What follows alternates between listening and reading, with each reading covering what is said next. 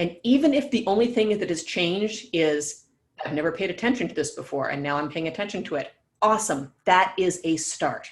And that is important because that is, like they say, the first step is admitting that you have a problem. The first step is noticing that you have a body. Like, oh, I have a body and that I can actually experience it. It's not just like this robot that's driving my brain around.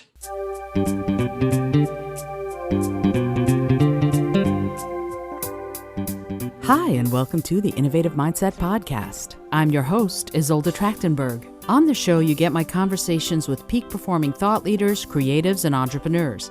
Every week, I bring you the latest scoop on what these incredible people do to succeed and how you can get their secrets and do it too. Whether we're talking about best practices for spending time creating, how to work the business part of your business, or how to keep in that innovative mindset so you can keep living and performing, you'll get practical and wise information to use in your work and in your life. And now, let's get on with the show.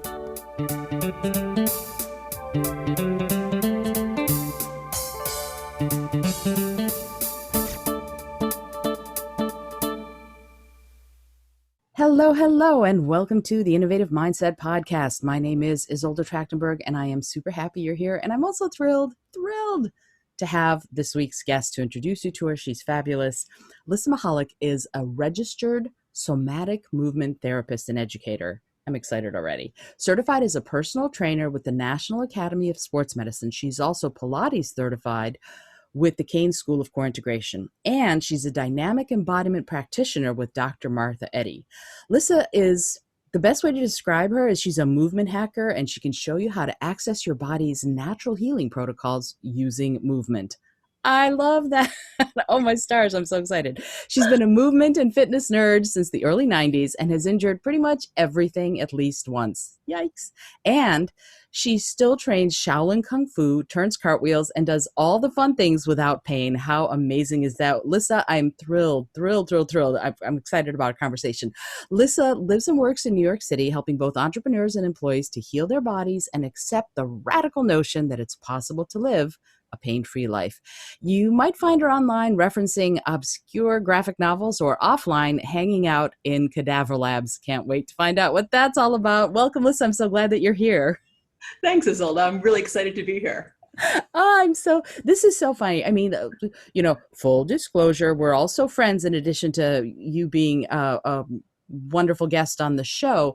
And we met through a mutual friend, Petra Mayer, who's also been on the show. She was on the show in the summer.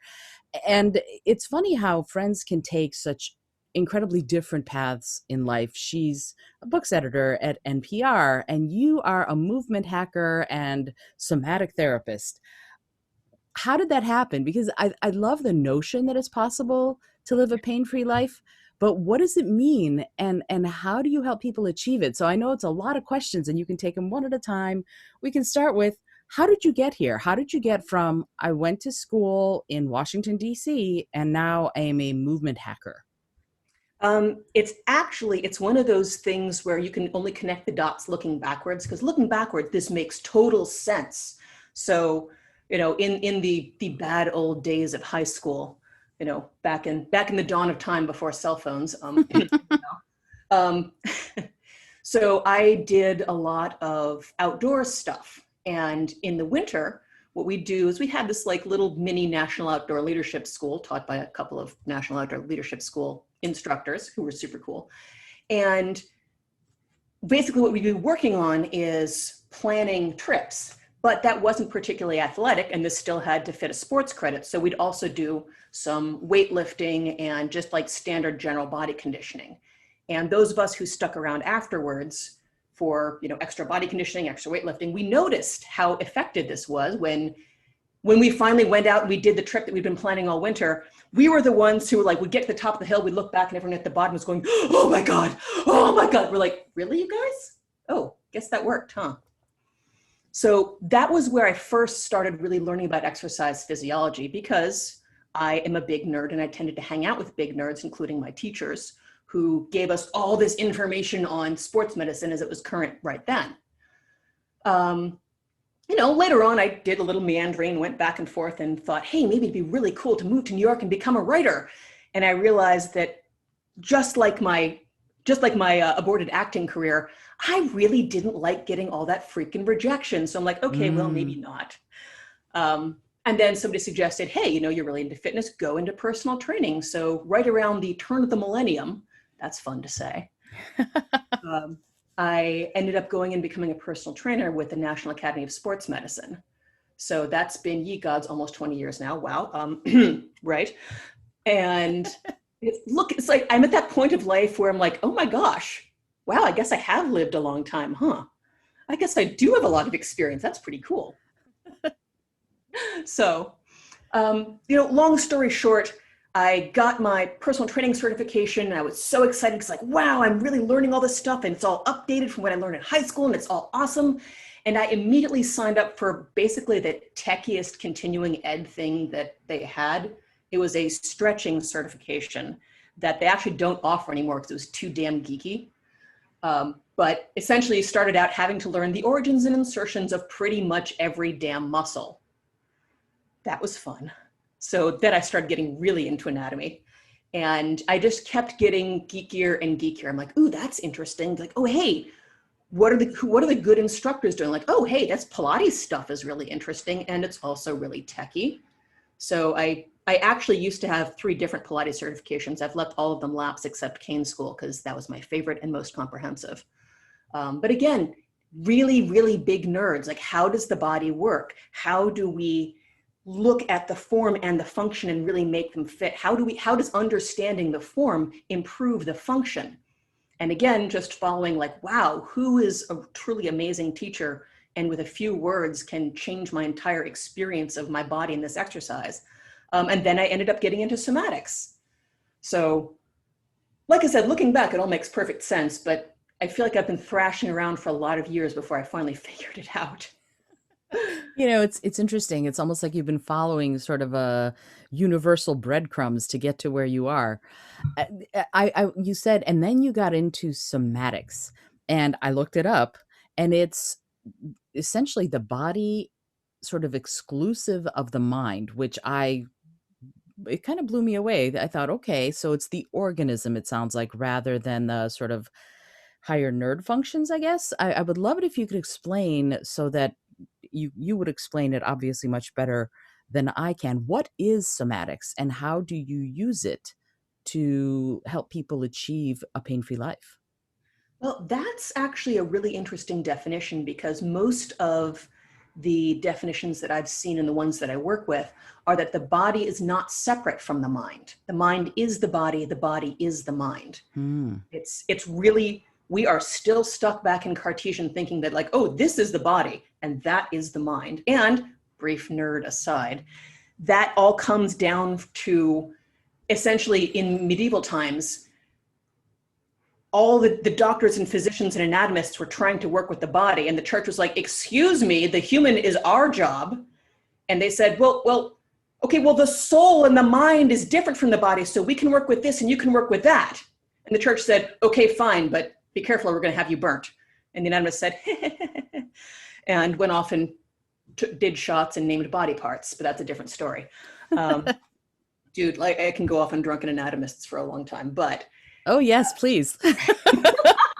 Let us discuss drunken anatomists. So I also teach anatomy classes for movement teachers, so Pilates teachers, dance teachers, fitness pros, etc.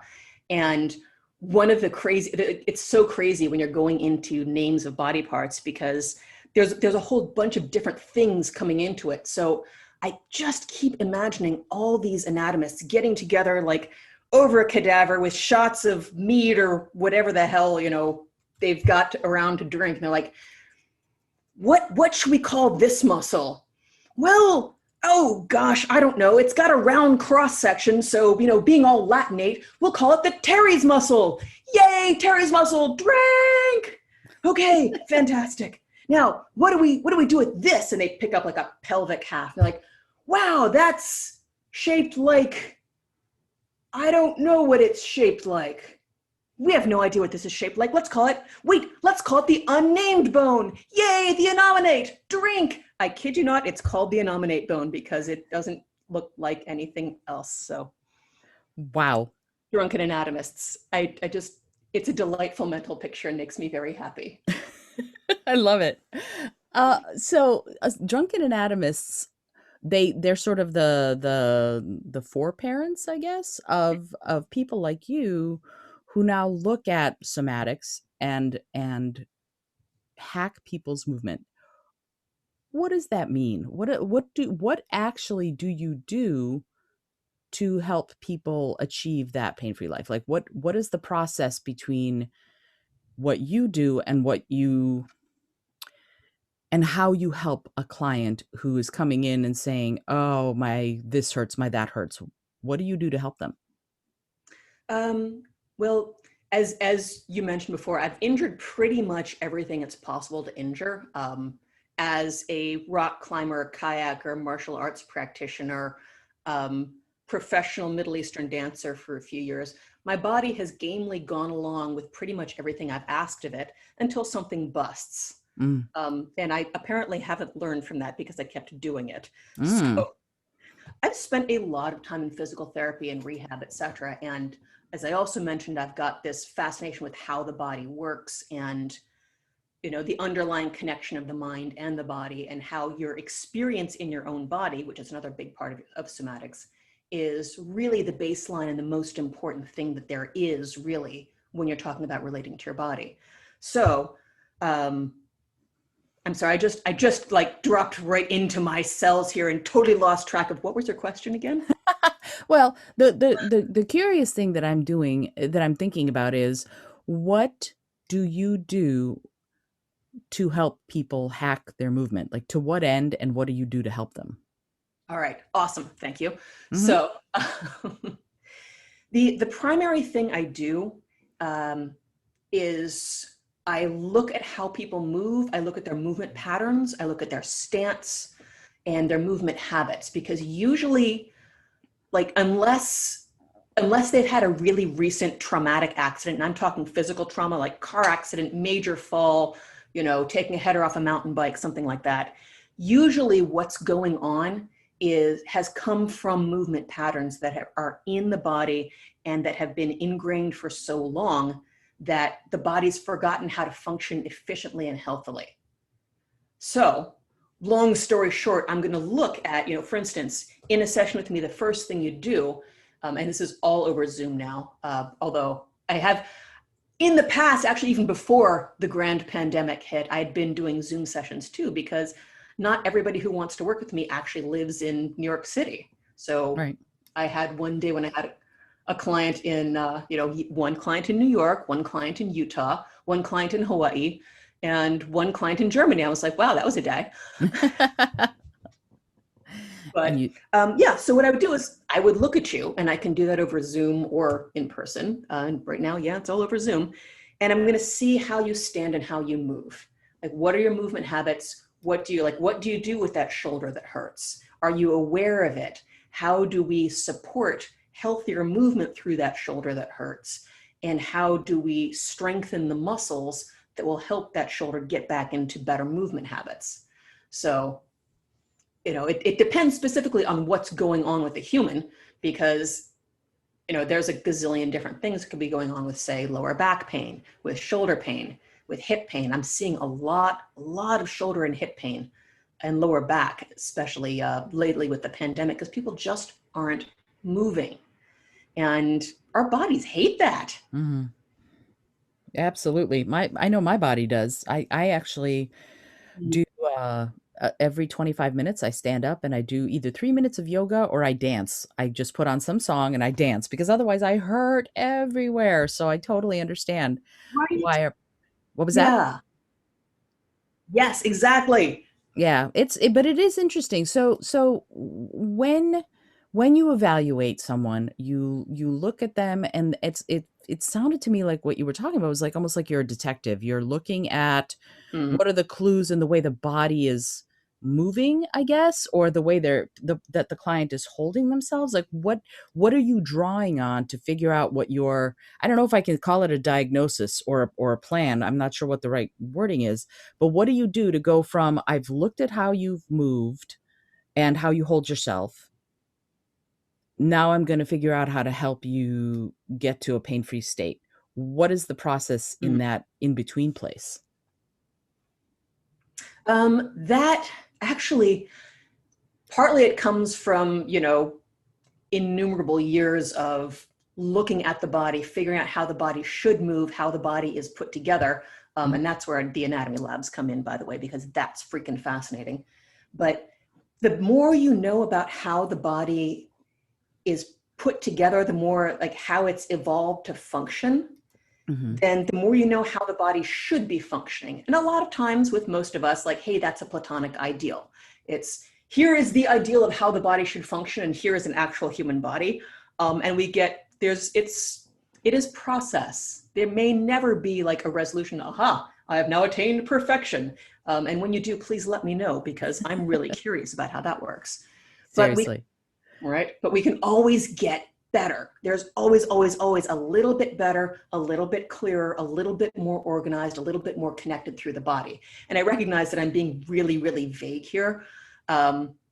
But when we're talking about specifics, it really, like, I need to have an actual human body in front of me. For instance, let's talk about, let's talk about a hypothetical. For instance, if I see, say, a person who's coming to me with low back pain, I will take a look at their body. I'll take a look probably at how they're holding their head and their shoulders, but most importantly, how they're holding their hips. I have a lot of people with low back pain who are now sitting extra more than before. And there's a way that people's pelvises start to tilt forward.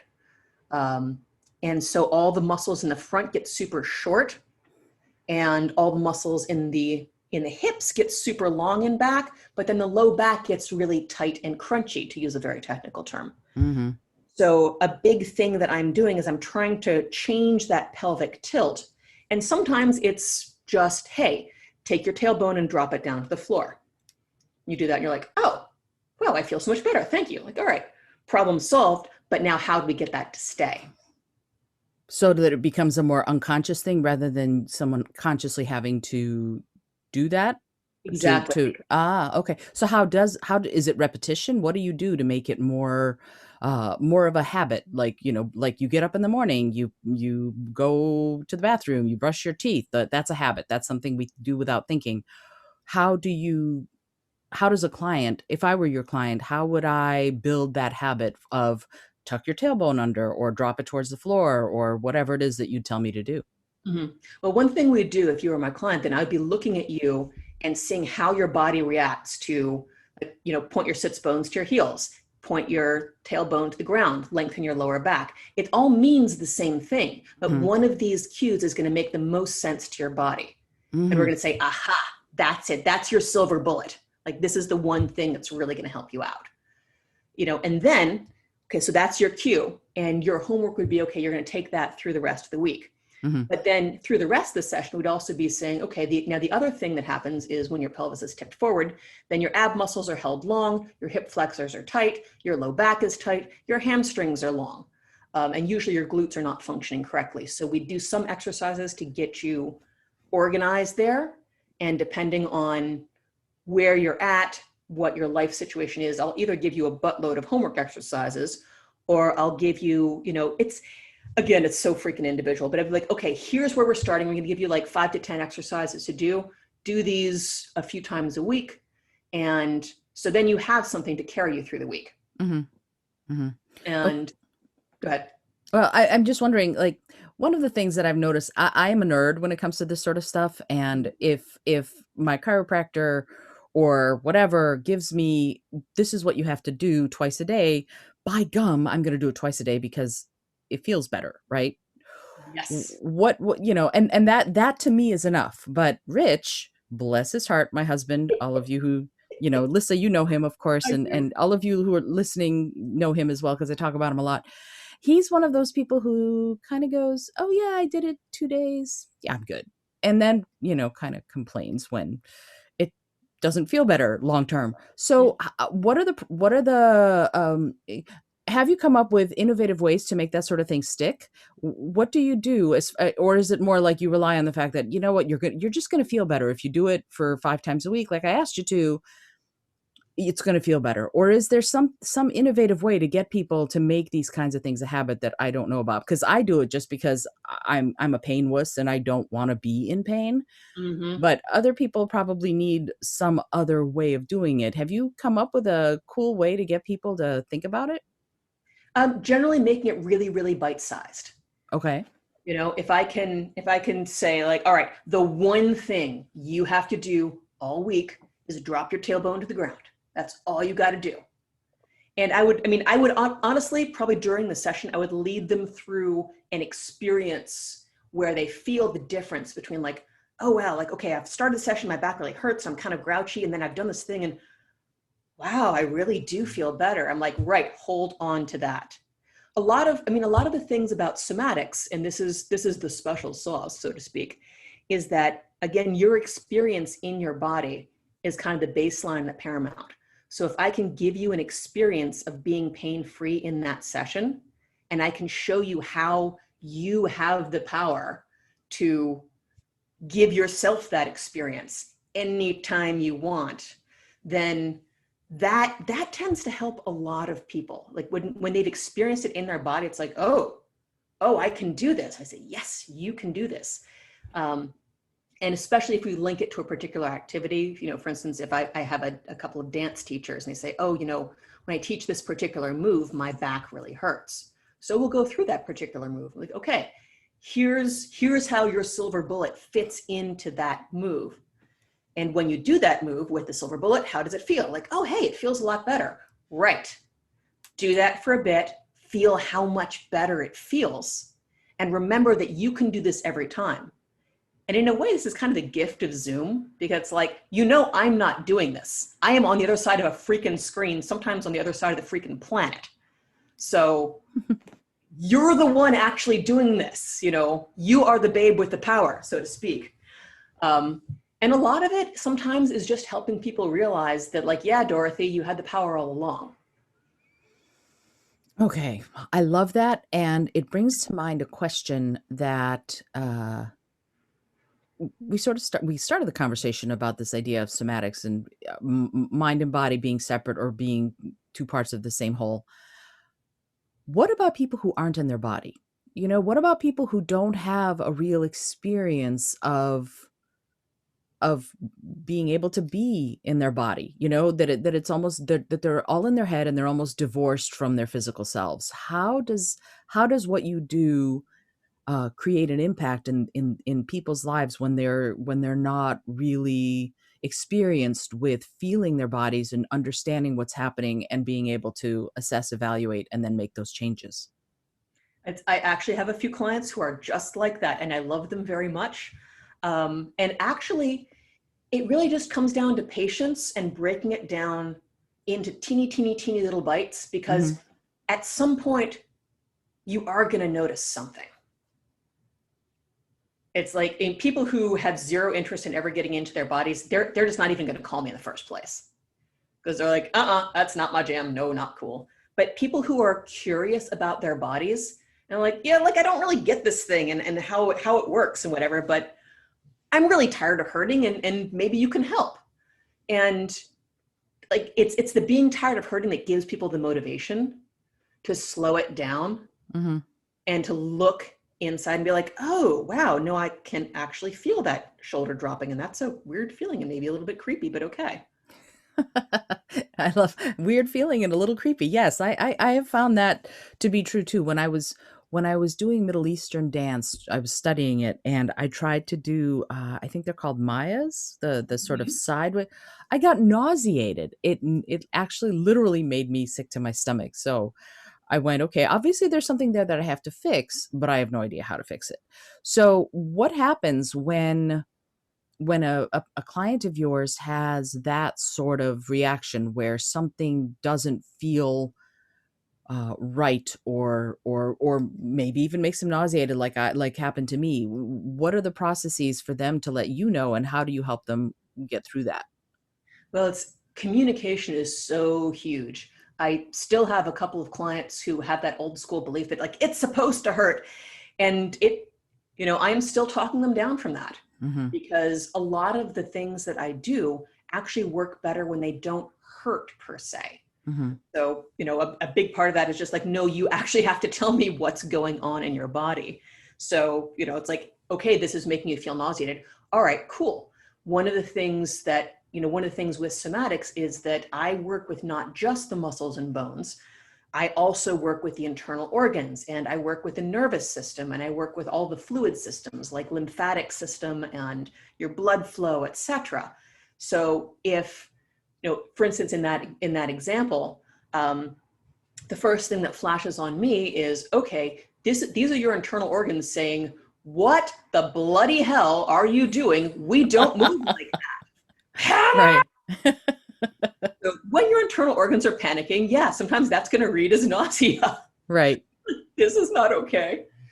So for something like that, assuming that you would be my client and you would then say, wow, okay, I'm feeling really nauseated about that. Then what we do is we'd have some sort of, we'd sit down, we'd back it down and be like, okay, let's do some breathing and really getting into your internal organs. And this is where this is where we get fuzzy and weird. I will freely admit that I used to be allergic to the very word chakra.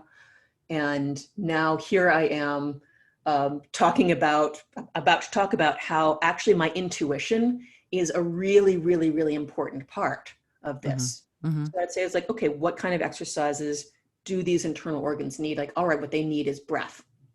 So we would do something where you'd put your hands on your belly and maybe breathe into there, Mm-hmm. breathe back into the space behind your internal organs and in front of your spine.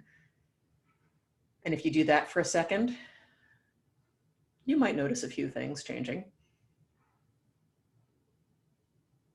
You might Cool. notice, like you might notice your nervous system dropping down. You might notice your back releasing. You might just notice like maybe a little bit more ease in your stomach. We'd spend a little time doing that depending on how connected or disconnected you are. But by doing that, it kind of helps to bring some awareness into there so that you can move in that, in that hip figure eight in a way that your stomach is like, oh, okay, oh, we've got this. We're good. We can handle this. It's not bad. It's just weird. I love it. I love it. So it sounds like what you've been saying is so interesting to me because it feels like, especially with Zoom, that it's almost empowering the person to develop that awareness of what's going on inside them, and then to have a real say, be the person who actually makes the change that makes things work better. So it's an empowering system or process that it feels to me like you're talking about. Does that make sense, what I'm saying? Yes. Yes, it does. And actually, it's a very good way of describing it because, yeah, that is very much like it. And the other beautiful thing about this, about the empowerment, is that, like I said, I have had so many injuries. I had, being this incredibly active person, I then busted a disc in like 2012, 2013. And I was at a point where I could barely make it down a set of stairs. And that sucked. Sure. There's just no two ways about it. I'm like, my body's used to doing all these things and now it can't do anything. What the hell? So that was a whole thing. And one of the biggest things that's really helped me is this whole somatic perspective of I'm paying attention to my body.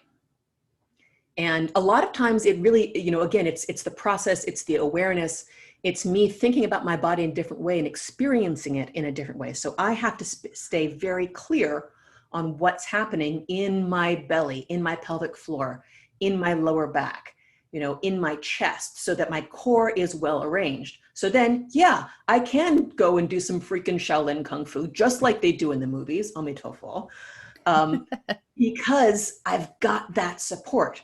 But I have to be able to perform the movement while also thinking about my body, which, let me tell you, is like rub tummy pat head to the nth degree. Okay. So, the, it I love, I love what you're saying. I'm a martial artist also, and this I study Aikido, which is all about sort of being aware not just of yourself but of the other person. Mhm. So it's building again, building that awareness of what's happening in your body, but also as how it connects to the person you're grappling with or sparring with or whatever.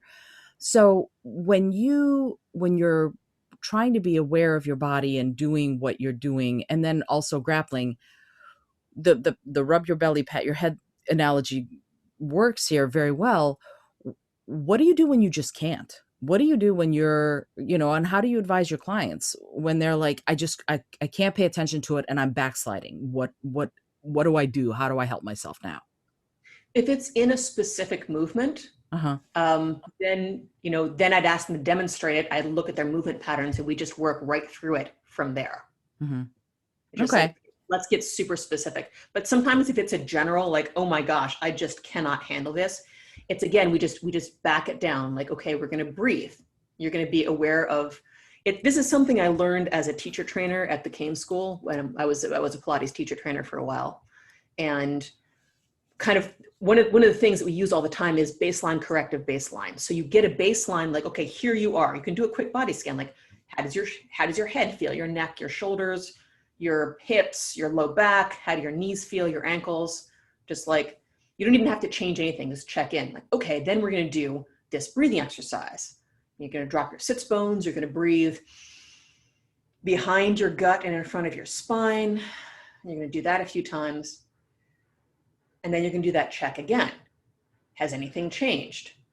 And even if the only thing that has changed is I've never paid attention to this before and now I'm paying attention to it, awesome. That is a start. And that is important because that is, like they say, the first step is admitting that you have a problem. The first step is noticing that you have a body. Like, Right. oh, I have a body and that I can actually experience it. It's not just like this robot that's driving my brain around. Absolutely. Absolutely. And this again, it seems to me we keep coming back to awareness. But what about when someone is an anomaly? Like they can't be aware or that their body is different. That, for example, I'm going to keep using myself as the example because I know my body best. Mm-hmm. I'm hyperextended in my knees very badly. Mm-hmm. And so when I walk, I probably walk differently than people who aren't hyperextended. Is there an intake form? Do you talk to people about it, or is it so much based on your evaluation of what they're actually doing that you figure out what's going on? There's generally like an initial interview, Hmm. and I do have some movement screens that I run people through because they're pretty standard and very useful. Hmm. And I'm trying to get that down to as little as possible. It's like, okay, we've got the standard overhead squat test, et cetera, and a few other like push pull things. But it's mostly what do you have problems with? How do you move in that particular thing? Hmm. And where do we go from there? I mean, I have literally worked with all kinds of people. I've worked with, people with ridiculous number of injuries who weren't me, people who have neurological disorders, people who have broken all kinds of things, people who are at the beginning of their careers, people who are at the end of their careers. And it really just comes down to, okay, when does it hurt? Does it hurt when you walk? Cool, let's take a look at your walking. Does it hurt when you sit? Cool, let's take a look at your sitting. Because it's usually something specific that the body is doing. It's some habit the body's picked up somewhere. And as you become more aware of that habit, then you can start breaking it. It's like, oh, okay, oh yeah, I keep like hiking up my right sits bone. And that's why my discs are getting grouchy, and that's why my entire right side hates me. And I'm using myself as an example right now. Like, As you oh know yeah, your body best. oh my gosh. So much physical therapy, so much indoor meditation. But yeah, Okay. So, all right, I'm gonna just jump on in there. You said physical therapy. What's the difference between what you do and what a physical therapist does? one, I don't have to answer to insurance. So that means that if you have back pain and you have hyperextended knees, that means I can work on what's going on with your knees and ankles and hips. And I don't have to only treat your back because that's all insurance will pay for. Interesting. Yeah. Okay. Like I Oh, can take a whole body approach, and it's important, it's effective, and it's what actually gets the problem solved. in my Okay. experience. Okay. So again, using myself as an example, Mm, you said that you believe in working as pain free as possible. yeah. But I remember physical therapy when I had physical therapy for my knees, and it was very painful. Hmm. So how does what you do compare as far as physical therapy when it comes to pain? You know, I'm in pain, somebody Pain. else is in pain, doesn't matter. How does that work? Well, one thing is that I don't use the same kind of physical manipulations that Mm, physical therapists do. Like even when I'm working in person, I'm not going to go in there and physically try to break up an adhesion. One, because I think you generally don't need to necessarily. I do tend to work on a longer time scale than your average physical therapist. It means like I've got more than 6 weeks to work with you. mm-hmm. So, I tend to like work at a minimum of like 2 to 3 months. I see. And so we've got time. I don't have to like, all right, we're going to go in there and bust things up. But the other thing is that when you're causing your body pain, then you're training your body essentially to shut off that area. Sometimes you'll tense up muscles, sometimes you'll actually deactivate muscles, and that's exactly what we're trying not to do in my work. It's let's get everything functioning together. It's actually one of the tools I use a lot is I use a lot of developmental movement where I've been using the phrase back it down a lot, but literally we're going to back it down into some of the movement patterns that every single human who can stand and walk has gone through as they've developed from being a baby who suddenly has to deal with gravity once they get born to a human who can stand up, walk around, and manipulate things with their hands. Mm-hmm. So sometimes just going back there, that helps remind the body, like, oh yeah, I did this, I can do this, I'm okay. And that's kind of what I'm going for, really. Mm-hmm. Mm-hmm. It sounds almost like it's a remembering of when you were pain free, of when you were Yes, moving pain free. I love it. So, yes, very uh, much. okay. Uh, I was going to say not to say that if we do some exercises, your muscles won't be saying, "Ah, don't do that. This is too hard. I liked being lazy." But that's a different kind of pain. right. There's a difference between you used your body pain and this is wrong pain for sure. Right. Okay. So again, coming back to myself as an example, I practice yoga every day and have been for almost 30 years now. What role do those kinds of disciplines, yoga, tai chi, anything like that, what role do or can they play in the work you do with your clients? They usually serve as a structure or framework to hang the healing on. So it's like it's like if yoga is your framework, if that's where you're coming from, that's the work that you're doing, then we look, especially if you're wondering like, okay, I'm in downward dog and it's causing me pain in my sits bones. Like, okay, let's take a look at your downward dog. Let's see what's going on. Hmm. Like, okay, yeah, I see this is going on with your hips and this is going on with your legs. And all right, that explains a lot. Let's change your awareness of your body in that posture and see if we can get more connected through the rest of your body instead of hanging everything off your sits bones, for instance. Um, or Tai Chi, same thing. I actually love the internal martial arts because a good internal martial artist is always looking to become more aware of themselves from the inside out and become more connected, through the bones, through the muscles, through the weight, through the chi, all these wonderful things. So, again, it's like, all right, let's take a look at your form and see how your movement patterns translate into your form. Does that help? Yeah, no, it does. It's just you're giving me a lot to think about, so I'm taking a second instead of going. But here's the next question because the what you just said struck something in me. You said that we take a look at your form, and by form in the case of Tai Chi could be the actual form that you're doing, the Tai Chi form, to Mhm. see how you're moving in it and through it. And part of the Tai Chi form is visualizing an opponent, right? So you're not just doing the form, you're often visualizing someone there that you are doing this with, like Tai Chi push hands or something like that would actually be with an actual person. So the imagination plays a huge role in Tai Chi and for me also in yoga and in Aikido when I'm practicing solo, when I'm practicing kata for lack of a better word. So What role does imagination play in the somatic process that you work with your clients in? It's genius and I love it. Yeah, it's like imagination and visualization. Like these are some of the major tools in my toolbox because it's like okay, we're gonna get in touch with your thymus gland. Like we're gonna what? Excuse me? Like trust me on this one. You're gonna put your hand on your chest and you're just gonna let your brain sink back behind your sternum and you're just gonna feel something under there and you're gonna imagine that you can get in touch with your thymus gland, which actually turns out to be super important because not only does the thymus anchor your upper spine, but it's also quite literally where your immune system goes to learn what is you and what isn't you. Really? Really, it's this is another one of my favorite things to say is that in somatics, nothing is a metaphor. It's thymus gland.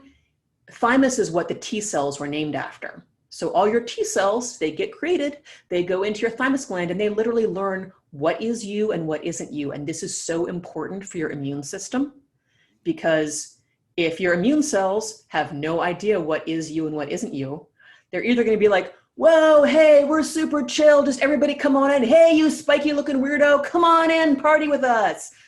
And you're going to get super sick all the time.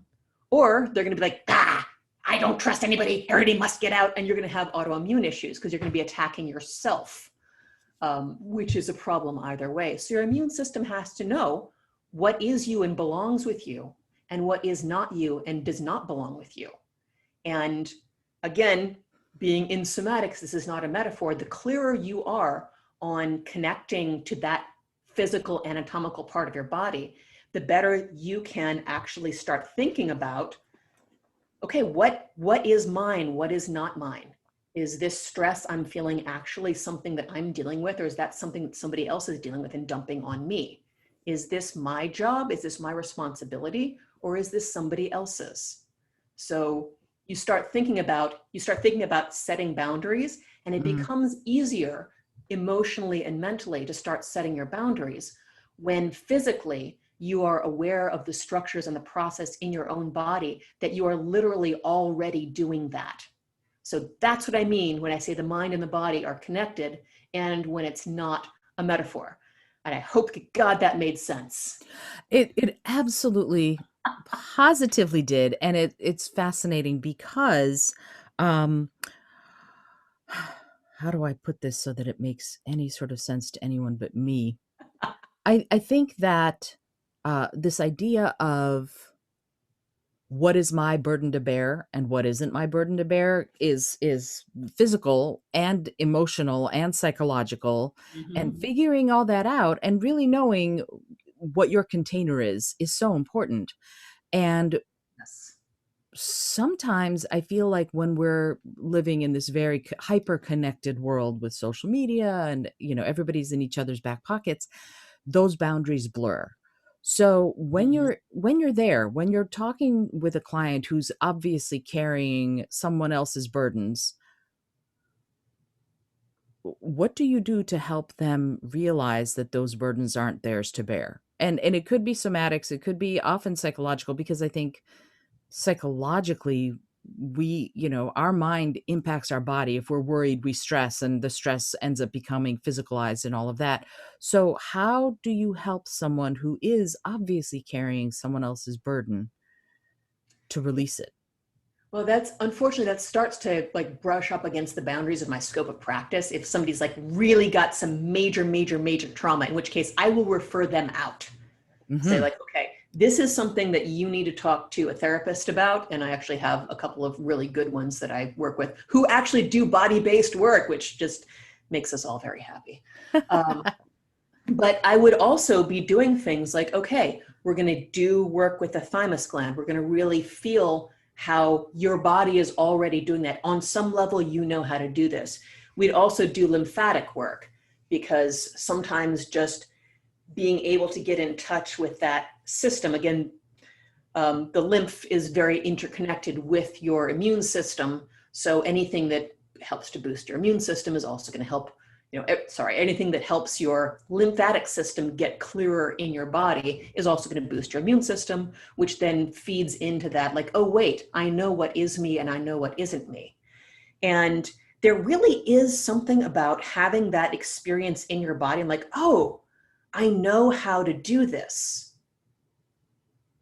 And one of the things that I really try to do when we've got something that's that intense, sometimes it's just talking it out and letting the client figure out like, oh, I'm just going to talk through this, and that's awesome, and I'm so here for that.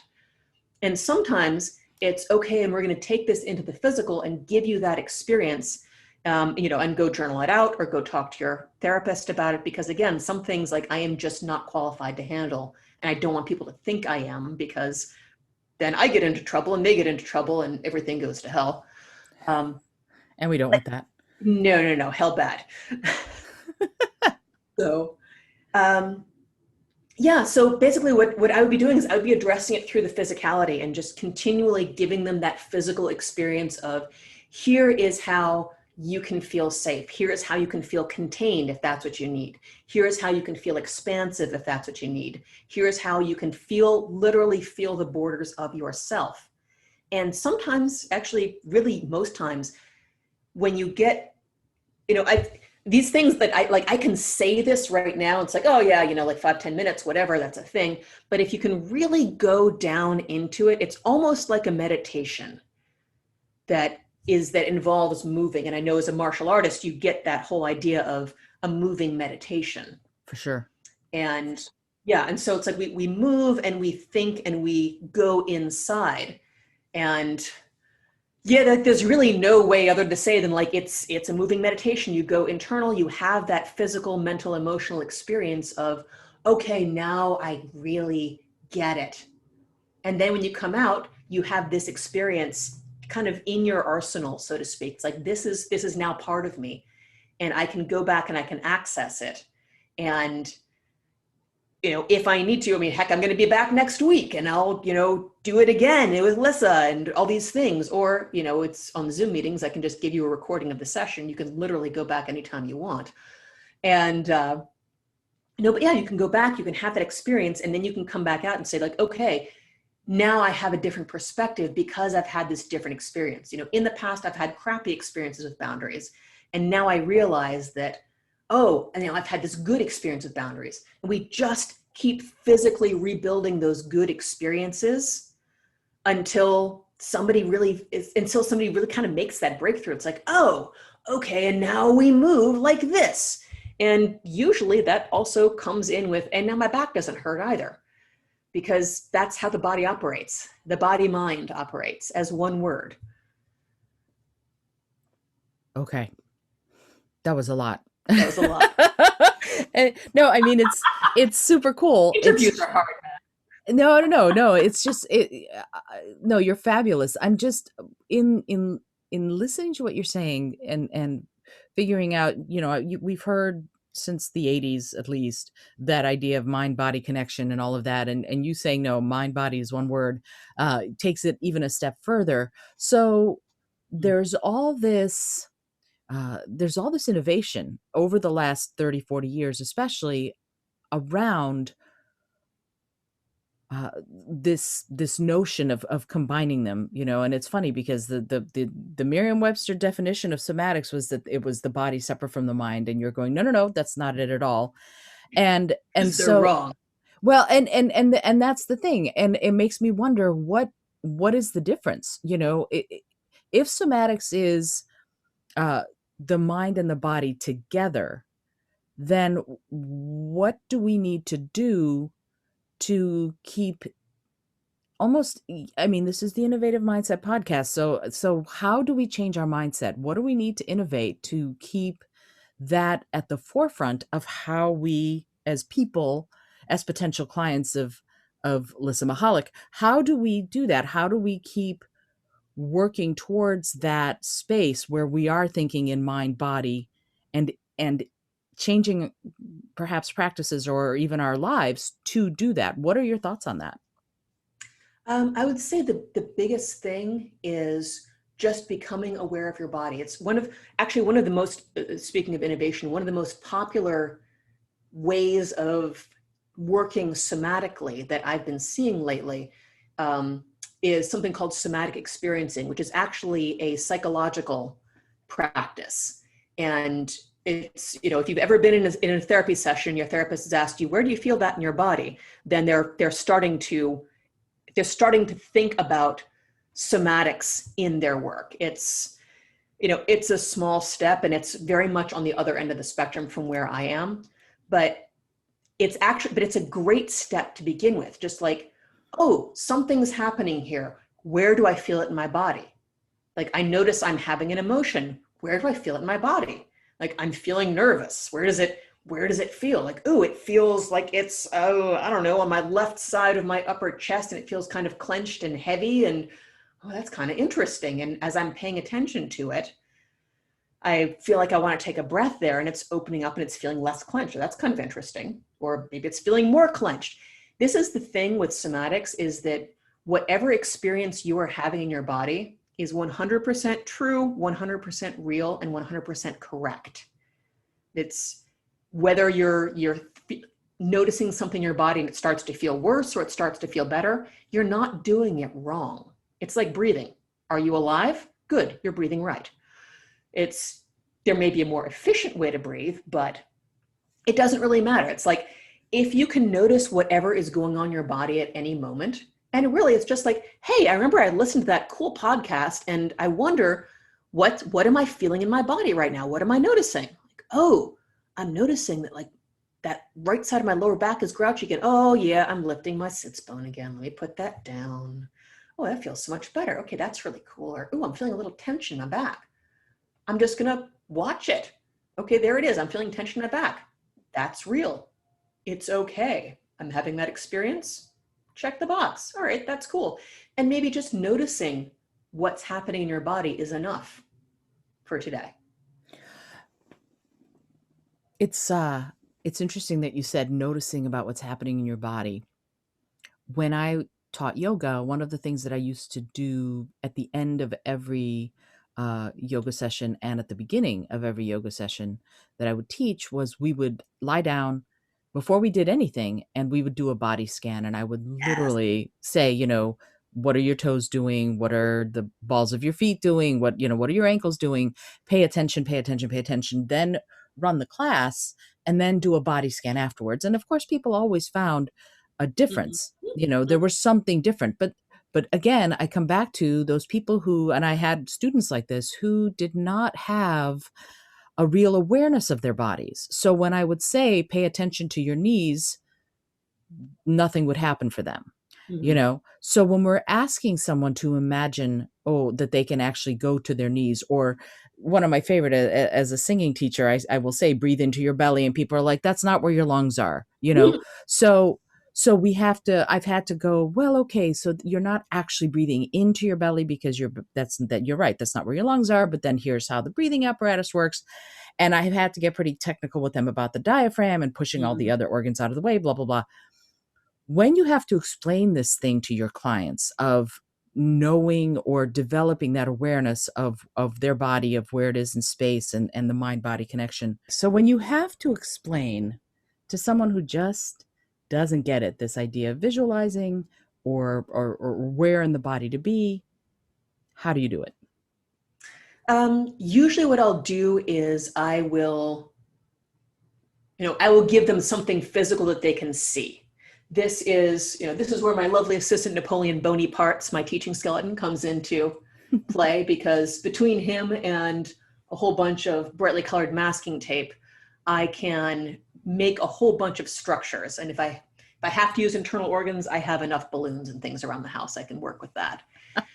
But generally just be able to see where things are. And because he's three-dimensional, I can kind of rotate him around. And it really, really helps give people a sense of what the heck they're thinking about. Because everybody has these structures, and if they don't, they have an energetic space. This is the woman who's allergic to the word chakra. I just want to remind you. There's still an energetic space reserved in the human body for that spot. So we can work with that too. And Sometimes I'll bust out an anatomy book. I will bust out a website and just show people an image of what's going on. And this is what we're visualizing, because that really helps. If you have zero mental picture of what's going on, then you can't, if you have a zero physical picture of what's going on, you can't have a mental picture, if that makes sense. Sure. So that really helps. Like, oh, okay, I can connect with this kind of like, weird lung-shaped thing in my chest because, okay, like the little H-shaped thing. All right, sure, I can do that. Now I have an idea of where it is and what it's shaped like, so I can picture that thing in my body and start to work with it because I have some idea of what I'm thinking about. And that makes all sorts of sense. And yet this brings to mind something that I've been thinking a lot about, and I started thinking about it even more when I started looking closely at what it is you do. You talk about the body's natural healing protocols, and I am of the mind, and you can correct me if I'm wrong, but I am of the mind that we are all naturally geared towards a state of wellness, if you will, that we're always trying to get to it in one way or another. We might not be taking the most efficient path, but that's what we're trying to do. And you talk about the body's natural healing protocols. I'd love it if you talk a little bit about what those are and how we access them. It's long story short, you're right. The body wants to be healthy because evolutionarily speaking, the healthier your body is, the faster you get away from tigers, the longer you live, the more often you procreate. Yay, evolution. So, in a way, our body is always sort of remembering how it used to be, which is possibly, why it's so hard for us to accept exactly what we look in the mirror, what we look like in the mirror now, as opposed to like 10 years ago. But, it's like our body always has this memory of like, okay, how to work correctly, because that's how we've evolved. Our body has evolved to work super efficiently. Our shoulder has evolved to work in a specific way. Our low back has evolved to work in a specific way. When we can use our bodies as efficiently as possible, it just plain feels better. And so our bodies, being pleasure-seeking creatures, are like, whoa, I want more of that. So eventually it does become a self-reinforcing loop. That's what I'm referring to as the natural healing protocols. It's like there's a way that the body works best, and the closer we can get to that, the better we feel.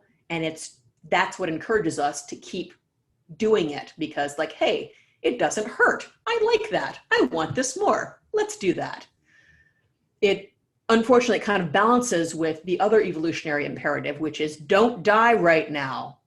So we can get up to all kinds of janky movements in just continuing to keep on keeping on. For instance, if evolutionarily speaking, I need to run from a tiger, I'm not going to be thinking, oh, wait, let me get my hip and my knee in perfect alignment so that I cannot injure my knee and my ankle down the road, and I will run very efficiently. No, I'm going to go, gah, tiger, and I'm going to run as fast as I can. I don't care what my hip is doing. I don't care what my knee is doing. I don't care what my ankle is doing. I care what that tiger is doing and what I am doing. So the whole idea of balancing these two imperatives is, okay, there's the just bloody well move, do what you need to do and don't die, which is honestly where a lot of us are. But there's also the like, hey, I'm not being chased by a tiger right now.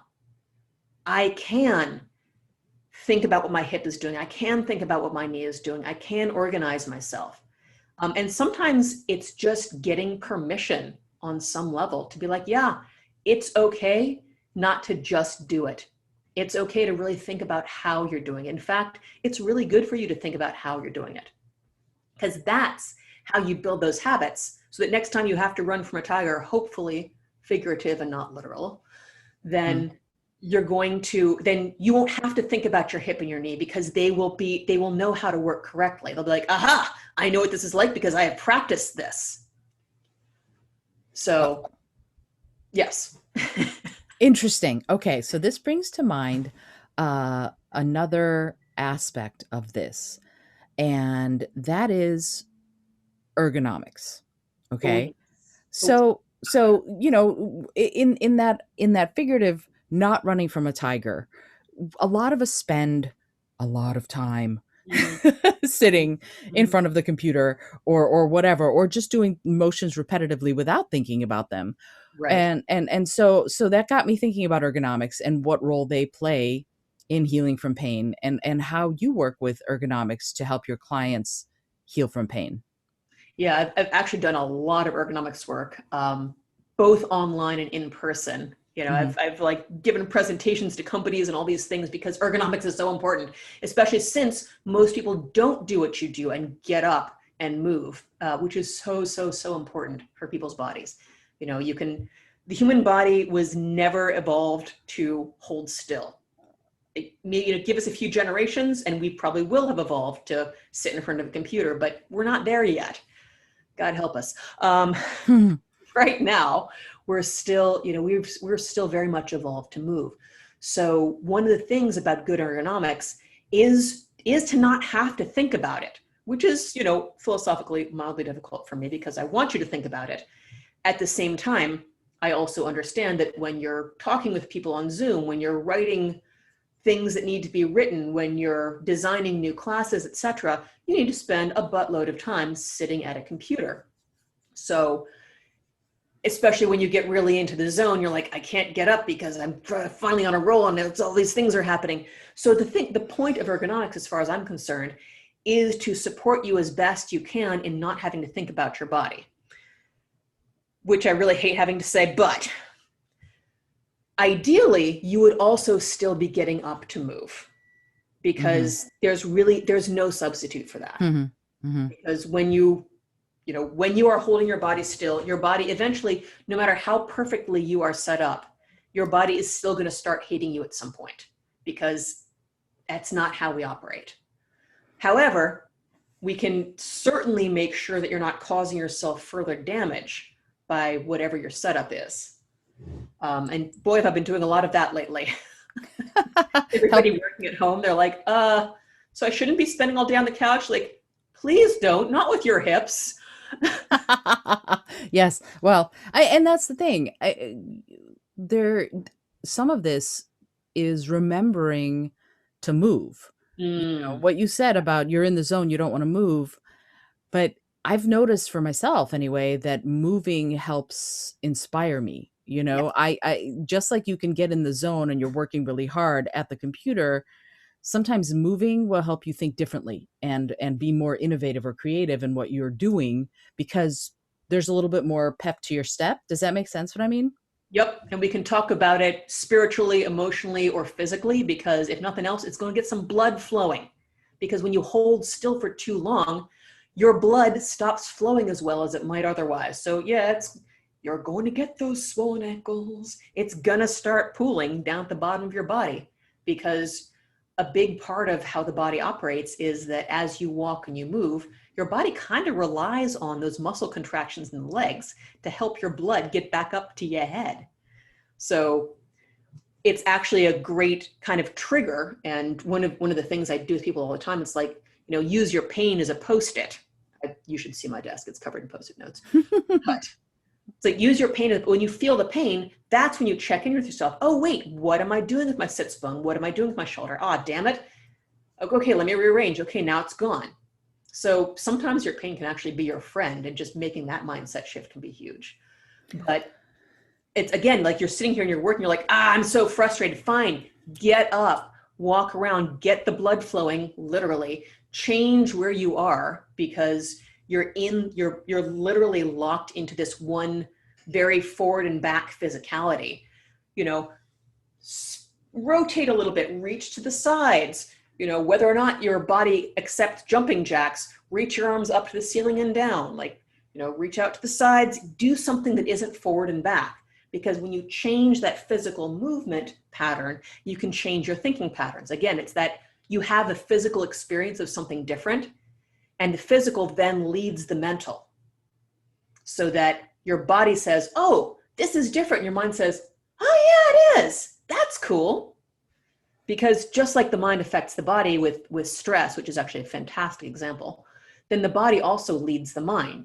When you're sleep deprived, when you're hangry, all these things, like your body is sending signals and it's affecting the way you think too. So use the power for good. Use that like, okay, I've been here for a really long time. I'm going to move my body so that I can feel different. And then I will, in the words of the poet, I will also think different. Absolutely. Absolutely. And that reminds me of something that you do on Instagram called the Daily Dance Break. Oh, And I'd love it if you talk about what prompted you to start and what it's for and how it helps. oh gosh, I love the daily dance break. I actually haven't been doing it as much right now because I am working on a whole bunch of other projects. But the daily dance break was basically a 6-month project that I did over the summer. Uh-huh. And, when we first went into quarantine, I'm like, oh my gosh, when we were really like quarantine, nobody was moving. Nobody was getting out anywhere. And so I was like, okay, I need to move and I need to move daily. And I need to do some, I need to do some somatic work about getting into my body and then coming back out. So what I would do is I would get online 5 freaking days a week and do something somewhere in the vicinity of like 15 to 25 minutes of, a breathing exercise, a getting into your body exercise, and then put on some music and dance. And, either with specific cues of, hey, let's use these movements that we just did, and really like kind of freestyle with that, with that experience that we just had, or just dance and have a good time and notice how your body is different than when it was, if nothing else, because you've just gotten off your butt and danced. It's actually kind of a great somatics 101, because it is, you will absolutely notice a change, if nothing else, because first you were just standing there and then you dance. And then afterwards you go back to a breathing exercise. And you're like, oh, yeah, this is different. If nothing else, my heart's beating and my lungs are breathing more than they were before. So it's just there. It has many layers. So first it's let's just get in touch with our bodies. Mm-hmm. We can do that. Do a breathing exercise. Let's do that. Let's move our bodies and get a little bit of exercise. You can do that too. And there's also, as I was doing it, I would go through different patterns. There's the going into yourself and then coming out, because that was something that a lot of us were dealing with a lot during quarantine, because we were going in and in and in and oh my God, I'm so internal, it hurts. And then it's like, okay, but to complete that movement, we then have to come out. And, early in June, a lot of us were like, oh my gosh, social justice, that's a thing. And I deeply apologize to everyone who's rolling their eyes and saying, yes, I know it's a thing. But then a lot of us had to go in again and get really internal about like, whoa, what does this mean about me and who am I, etc. But then we also had to come back out and take some action and do some things and start affecting the world in a different way. So again, it's, it is symbolic, it is metaphorical, it is also physical, and having that movement of going in and then coming back out. When you have that physical experience, then the body affects the mind, and you feel more ready, able, and willing to go out, to come from that internal and go back out into that external, like whatever that means. So whether it's now we're all ready to come back out after quarantine, please wear your masks. And Seriously. oh Lord, or whether we're ready to come out and start really affecting the world and making a change and putting our feelings about social justice into action, like any of these things, we're now a little bit better prepared because we have that physical experience.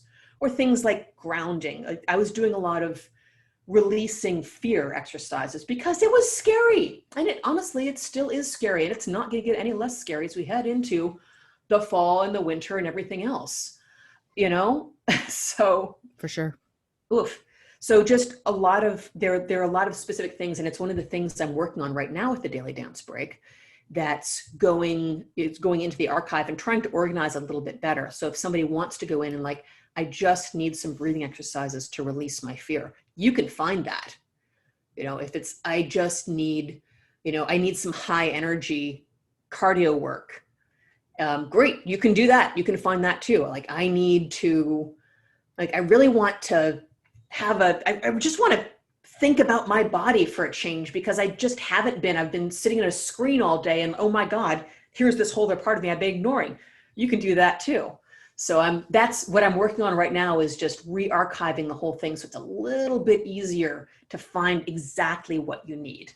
And I may end up doing some more live ones later on, but right now I am up to my ears in a whole bunch of other projects. Can you talk about what some of those are? Oh yeah, so this fall, this may have already been passed by the time we go live here, but this fall I am actually working on a somatic symposium with some friends. So we're actually specifically, it's a symposium on stress relief that we're going into. So we have all these different approaches on how to connect to your body, get that sensation of like, oh, okay, here's who I am, here's where I am on the inside, and how you can use that connection to your body to help yourself calm down and chill out. Which is, something a lot of us could use right now. Absolutely. And also, I'm always working on my one-to-one sessions. I'm going to do a little bit more of that in the fall and just start talking to people more about how, hey, this is actually really good for you. It is something that can happen. And like, quite honestly, a lot of my people are, ready and willing and really want to make those changes, but they've been told over and over again, like, you're just old. It's just arthritis. You're just going to have to deal with it. And that is not at all the case. And it pisses the hell out of me when people are told that, because it's wrong. Mm-hmm. A lot of what I work with is that mysterious stuff. It's like, the physical therapy kind of helped and the doctor kind of helped and they want me to get surgery. I don't want to get surgery. It's like, well, let's talk, because if you need surgery, you need surgery. But if you don't need surgery, let's not do that. Right. Yes, I'm going to be talking more about my one-to-one sessions and about how I can do that later on this year. I also have an online class right now for teaching anatomy to movement teachers, because in all honesty, not only does our educational system not teach us about this body that we live in, but frankly, the way most certifications teach anatomy is terrible and boring and perfunctory. And that pisses me off too, because damn it, anatomy is awesome. It's fascinating. And it's interesting. And frankly, if you're going to be working with the body, you need to know how the body works. It's like being a mechanic who doesn't know what a carburetor is, for the love of God. I barely know what a carburetor is, but I'm not a mechanic, so I have an excuse. However, if you have a body, you should have some basic knowledge. And if you work with the human body, if you are a personal trainer, if you are a fitness teacher, if you are a yoga or Pilates or dance teacher, you better know something about how the body works, because otherwise you are going to hurt people. And that's not okay. Like, that is completely out of integrity with being a teacher and having the responsibility to take care of other humans. So I might get a little passionate about this, but I've worked with a lot of dance students who are graduating high school and going into college, and they've already had career-ending injuries. I'm like, are you kidding me? It is so frustrating. And the numbers of Pilates and yoga teachers and fitness teachers even who I work with, and they're like, oh, wow, this has never made as much sense to me before. I'm like, I am so glad that you came to this class, because you're going to be happier, your clients are going to be happier, and there are going to be fewer injuries for all. That's a good motto. Oh So where, if I, not that I am a movement professional or anything, but if I am a movement professional and I want to find this online class, how do I find it? Where, in fact, let me just ask, where can your legion of new fans find you? You can always find me on Instagram at Somatic Anatomy, Facebook also, Somatic Anatomy. I'm occasionally on LinkedIn. If you find Lissa Michalak and Somatic Anatomy, you will find me, although I might not, at the moment, I'm not too active there. By the time this is out, that may have changed, but I'm not putting money on it yet. Mm-hmm. And you can always find out what's going on at somaticanatomy.com. That's where you can sign up for my mailing list, which is probably where you're going to get the most current, like, hey, this is what's going on. Because I tend to tell my people before I tell anybody else. Ah, sneaky. I love it. Yeah, and it's, to me, being able to have those resources available and Mm. also, the daily dance break, once you have that archived and all of that is fabulous because people will be able to work with you, but also help themselves. And especially movement professionals. I agree with you. It's a good idea to know your anatomy if you're a movement pro. So, yeah, a body worker of any kind, massage, Mm. yoga, anything. If you're doing it, you need to know what the mechanics are there, or it could be potentially an issue. Yeah. So let's see. So we've gotten the social media down. I feel like there's one other. I have a question that I ask everybody at the end of the show that I'm going to ask you, but I'd like to ask you one more sort of a. Where do you envision our movement going as far as our bodies? You said, we might evolve into beings who are more well suited to sitting in front of computers. Do you believe that, or do you believe something else is going to happen? What are your thoughts on where we're going as moving beings? Well, this is an awesome question. I'm really excited. I'm going to try not to talk about it for the next 5 hours, um, because I think that we kind of, given COVID and quarantine and everybody having to stay inside and have less contact with other people, I think we're at a bit of a crossroads right now. And we can choose to keep going internally and just fold into ourselves and sit in front of a computer. But I think a lot of people are actually realizing the value, both physical, mental, psychological, all of the things of actually being able to move, and the I don't know, the intangible benefit of tangible human contact. It's that we have evolved as social beings, as social creatures, and all this isolation is not good for us on any level. And I think that one of the things we're doing now is really coming to value our bodies and coming to value what they can do for us, and be super excited about the things that we can do with our bodies. And in a way, I'm really hoping that this turns into a big boost for somatics. In my dreams, in the next 10, 15 years, somatic stuff becomes as common as yoga is now.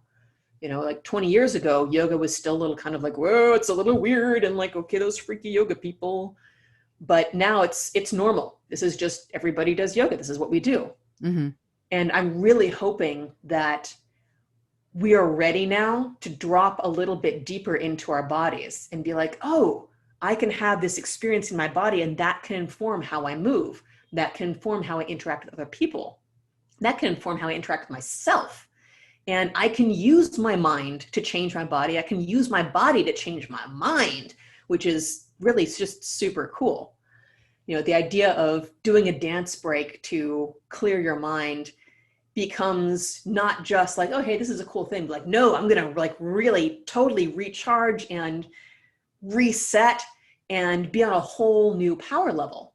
And I think about movements like biohacking, and how popular meditation is getting. And I think it's not that crazy anymore, that, hey, just experiencing your body from the inside is going to become a much more normal thing than it ever has been. I hope so, because to me, what you say makes so much sense. Just, I'm one of these people who grew up very much in my head and have sort of spent a lot of time be getting uh, more into and aware of my body and what it's going through and where it is in space. So I love the idea of it becoming more sort of part of daily life, how checking in with yourself and how are you and all of that. And I see people like you at the forefront of that, and I'm super grateful that that's the case. Ooh, I have to cough. Hold on. So that part of it is awesome. What about your business? Where do you envision, you're an entrepreneur, in New York City, Mm. yet now you can be a worldwide entrepreneur because of Zoom and things like that. Where do you envision your business going? How are you going to grow it as an entrepreneur and as someone who is so innovative in the way you're approaching your business and the clients you serve? Well, right now I'm very much focused on the one-to-one clientele and really just helping individual people get out of pain, because I feel like that's where I can make the most impact immediately on individuals. Mm-hmm. I'm hoping to end up doing more teaching for movement professionals, because that's how I can make a wider impact on the world. Like the more movement professionals I can teach how to really understand the body, then that's how, then they can go forth and they can, they can tell their students and their clients how to improve their bodies. And it just, I will have a whole army of certified anatomically correct humans. And it would be awesome. I will admit that part of me just wants to certify people as anatomically correct because that makes me laugh. But also because there really isn't a certification for an anatomical knowledge. And we all have to, like, as personal trainers, as fitness teachers, as yoga teachers, dance teachers, etc. Maybe not as dance teachers, depends on the kind of dance. But we have to certify, we have to recertify, we have to keep up our knowledge, etc. And it's great. But usually what happens is people learn anatomy for they do their 12 hours anatomy requirement way back at the beginning, and then they just go off and they do their work. And one thing that I have found about anatomy is really you can never learn it well enough. The more you keep going back and learning about how the body works, how it's put together, you bring your experience back into that knowledge, and you bring that knowledge back out into your experience. So it's this awesome cycle that the more you've done, the more the information has meaning for you, and the more meaning that you can put onto how the body is put together and how it works, the more you can understand about it. And then when you take it out and you apply it to your work, then you have this whole different experience of, wow, okay, now because I know this, then I can do that. And oh, now I'm seeing things I never saw before. And it brings a depth to your work, which is what distinguishes the master teachers, the master trainers from the beginners. And beginners might, they might be amazing teachers. They might have that spark and really be able to communicate. But once they've had that experience of going back and learning about the body and taking that into practice and back and forth, that's what's really, really, really going to deepen your practice, deepen your teaching, deepen your knowledge. And it's kind of beautiful to watch it develop in people, because I have some students who've been coming back for a while and learning things. And it's like, wow, you are getting really good at this. But just to see people who've done a lot of stuff coming into my class and be like, wow, I've never understood this in that way.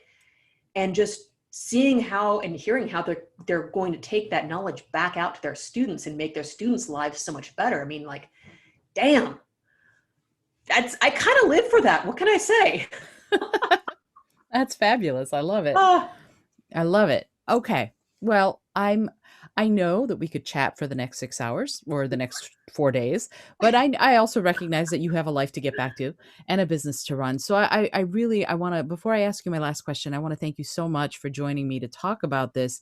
It's an innovative field. Being the Innovative Mindset podcast, first of all, I'm always looking for guests who are pushing boundaries. And even though you talked about setting boundaries, you're also pushing boundaries. It's a different way for many of us to think about our bodies and our body's connections to our health and our wellness in this way. So I want to thank you so much for being here and for sharing your wisdom. Thank you so much for having me, and thank you for letting me ramble. Oh, none of this is rambling. It's all fabulous. Are you kidding? That you've made a movement nerd out of me, or an anatomy nerd out of me. Yes. So there's one last question that I ask everybody who's on the show, and it's a silly question, but I find that often gives a striking answer. And the question is this: if you had an airplane that could skywrite anything for the whole world to see, what would you say? I would say make friends with your body. And there we go. Yeah. Yeah. I mean, yeah. Yeah, because a lot of people think of their bodies as something to punish. And really, it's so much more fun to be friends with your body.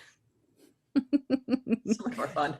Yeah. And you know, this whole conversation started, we were talking about movement can be fun. And I think that's so much of this is that, oh yeah, life is ultimately kind of supposed to be fun. Whatever it is you're doing, it's kind of supposed to be fun. So being friends with your body makes all sorts of sense because hopefully you have fun with your friends. So there you go.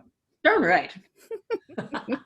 Lissa, thank you so much again for being on the show. If you have enjoyed this episode, you know how to find Lissa Michalak. And if you don't, you get yourself to somaticanatomy.com, find Lissa at Somatic Anatomy on Instagram, not so much on LinkedIn, but also on Facebook, so that you can follow her and see how she does making friends with your body good. And if you are enjoying the show, please rate and review it. I would love to hear from you. Feel free to comment and let me know what you're thinking about these incredible innovators that are talking about the way they're making a difference in people's lives and in the life of the entire planet. Until next time, this is Isolde Trachtenberg reminding you to laugh, learn, listen, and love a lot.